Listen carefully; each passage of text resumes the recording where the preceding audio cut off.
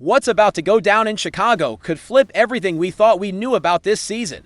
While Ryan Poles is shuffling the pieces on the board and the defense is bleeding all over the place, there's a player coming back from the shadows who might just be the missing piece. But that's not all, because word from the war room is they're considering a move nitrogen monoxide one saw coming. A trade that could totally shake up the backfield. And if you thought injuries wouldn't hit us, guess what? Friday's practice report is a bomb that completely shifts the Monday Night Football outlook. Stick around till the end because I'm going to reveal which player might be the difference between winning and losing against Washington, and why this moment could define the Bears' future in 2025.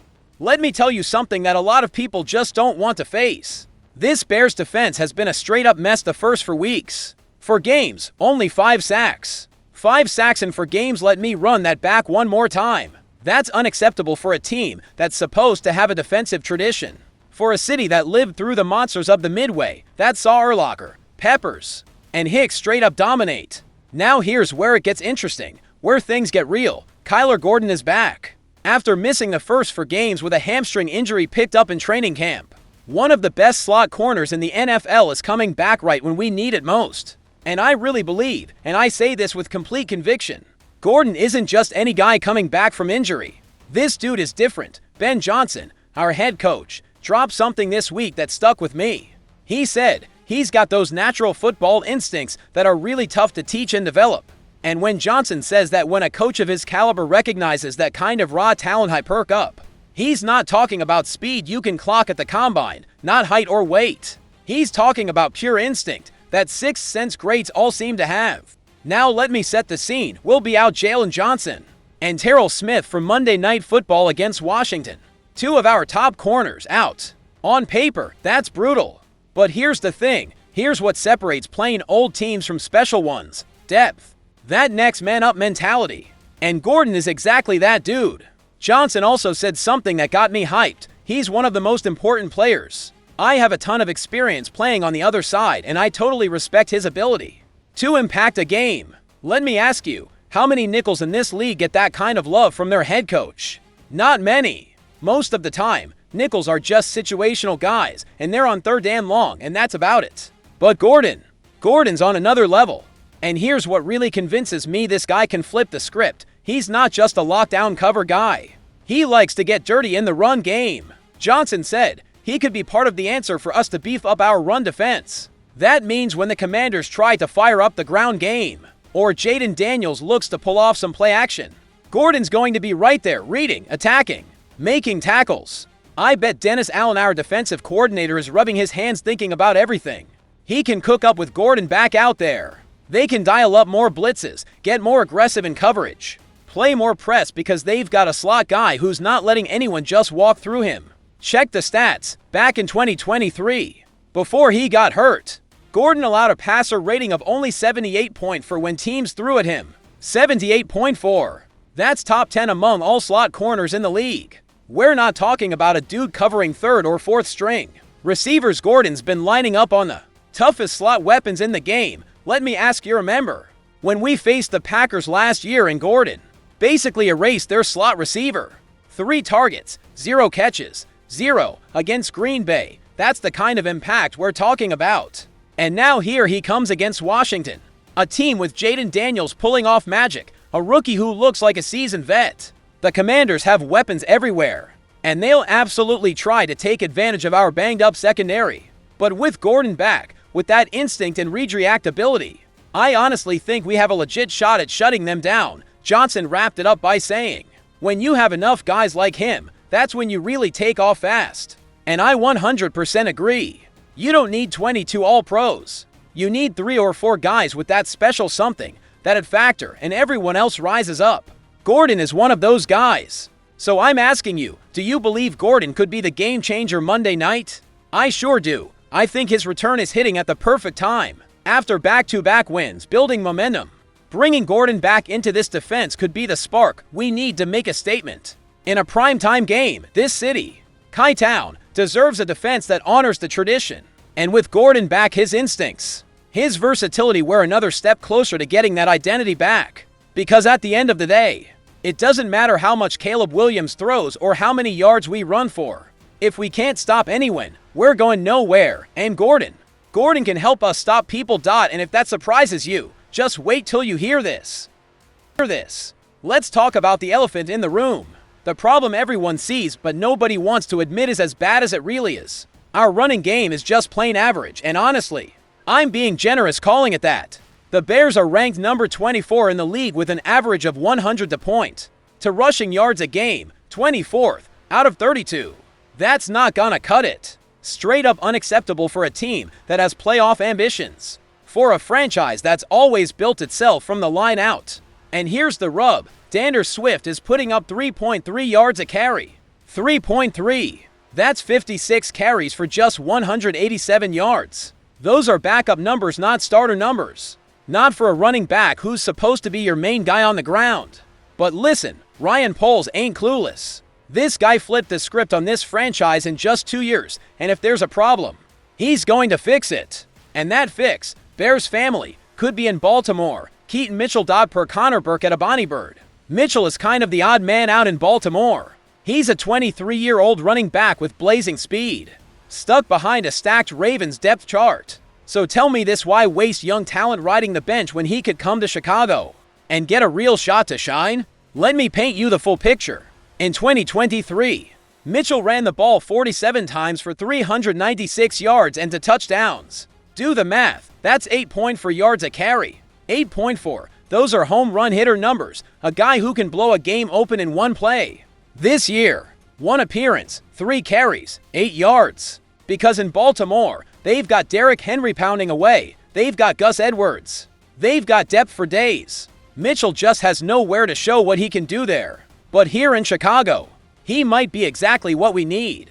And look at what the Ravens are doing. They're already shipping guys out. Started 1 and 4, already traded Odafe to the Chargers. They're moving parts around. I'm telling you, if Poles is on the phone right now with Eric DeCosta, we could pull off a deal that pays off for both teams. Baltimore gets a pick. We land a playmaker in the backfield. So which would you choose? Keep watching Swift grind out 3.3 a touch while Roshan Johnson and Kyle Monange sit. Or bring in fresh legs, a hungry guy who's dying to prove he deserves to be the starter. Mitchell said something this year that I loved. There ain't no pressure. Just another opportunity to get another shot at that and get the feel of it. That's the right mindset. No pressure, just opportunity. And I really think in Chicago, with this offensive line when it's healthy, with Ben Johnson's scheme, Mitchell could absolutely go off. Think about this, Mitchell is 23. He's right at that age where young legs meet pro maturity, not a rookie feeling lost out there. Not an old vet on his last legs. He's right in that sweet spot where running backs are most dangerous. And the speed, family. The blazing speed Mitchell brings is something this offense just doesn't have. Swift is steady, dependable, but he's not taking any 70-yarders to the house. Mitchell, he's got that extra gear, that burst that can turn a 5-yard gain into a 60-yard TD. Picture Mitchell on those outside zone runs. Picture the same plays where Swift is grinding out 3 or 4, but with Mitchell's speed. Those same plays go for 8, 10. That kind of difference changes whole drives, flips field position, decides games. And the best part, we're not talking about an expensive trade. Mitchell's basically a practice squad guy in Baltimore. It's not going to cost a first rounder, not a second. Most likely a 4th or a 5th. That is nothing for the kind of upside he brings. Ask yourself, didn't the Lions get way better with smart trades? Didn't the Eagles build a Super Bowl team by adding pieces mid-season? Why can't we do that? Why sit back with mediocrity when the fix could be one phone call away? One more thing, Ben Johnson knows exactly how to max out his backs. In Detroit, he turned Jahmyr Gibbs into a weapon.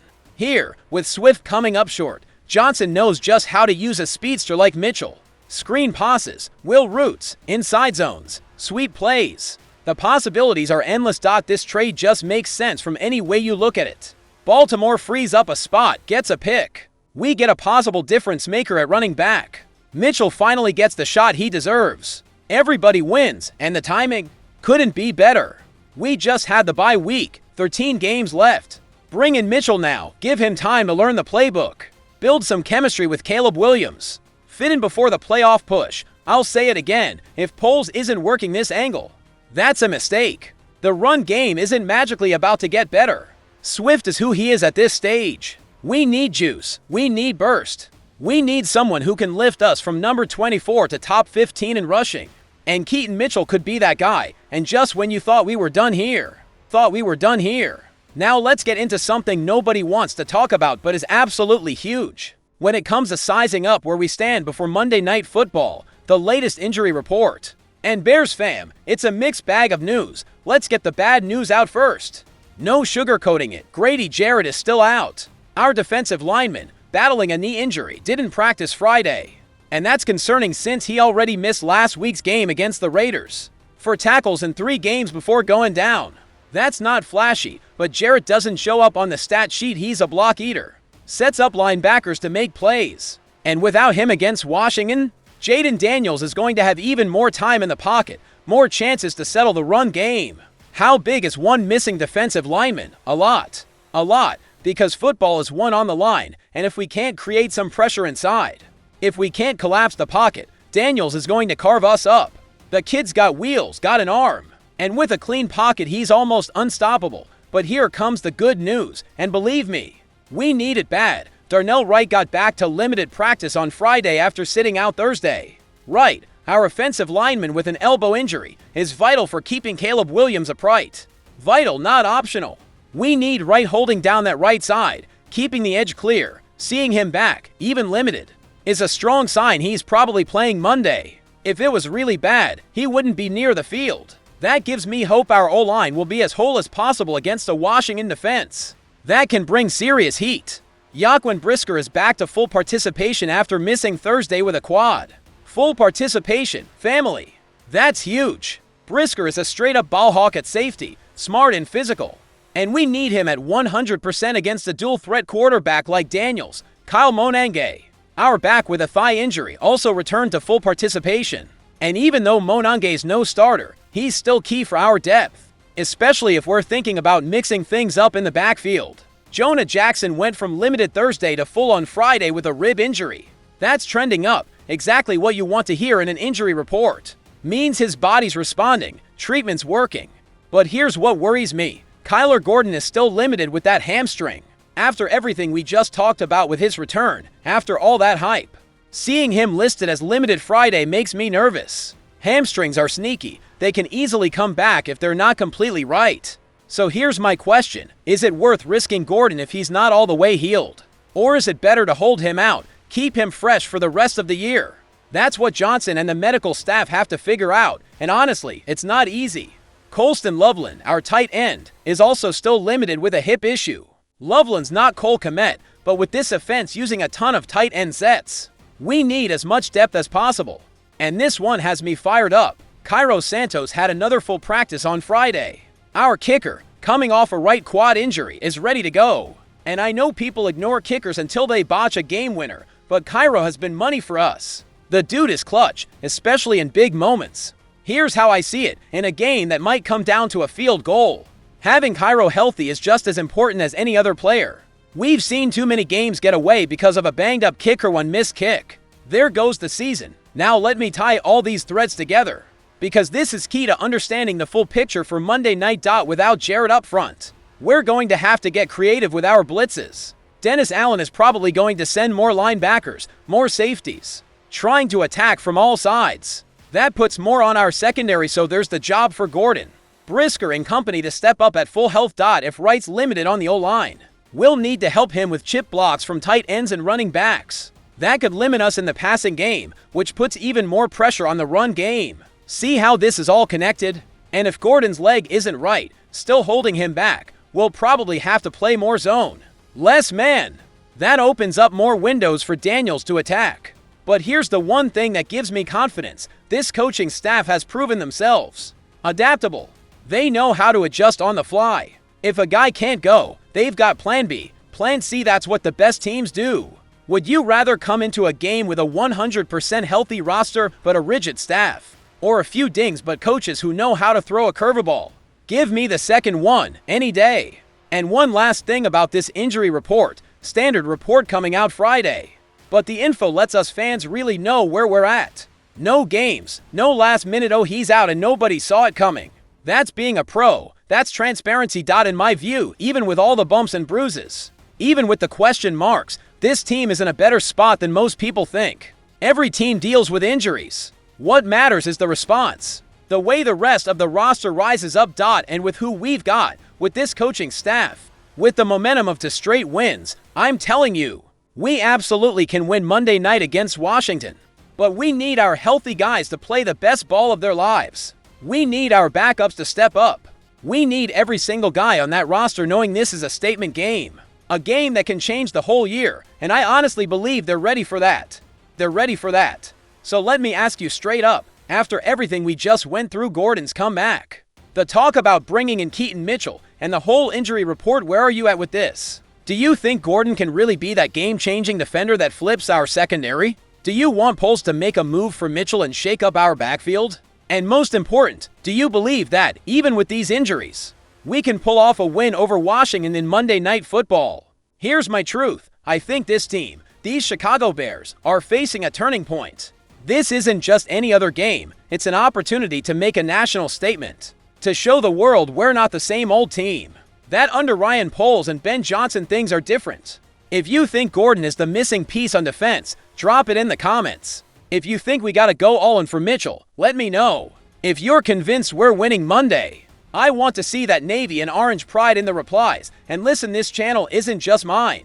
It's ours. It's every Bears fan who bleeds navy and orange, who suffered the lows and celebrates the highs. This is our community, our family. That's why if you haven't subscribed yet, do it now. Because tomorrow, there's more exclusive content coming, more deep dives, more talks like this where we don't hold anything back. And you don't want to miss that. Hit like if you agree with my takes. Hit like if you're hyped for Monday Night Football. Hit like if you believe in these Bears, because win or lose, we're in this together. Chi-Town deserves a winner. And I truly believe, with everything I've got, that we're building something special. Bear down. Family, catch you in the next video with more updates, more breakdowns, more of that passion that connects us as fans of the best, the only, the legendary Chicago Bears. Da Bears, always.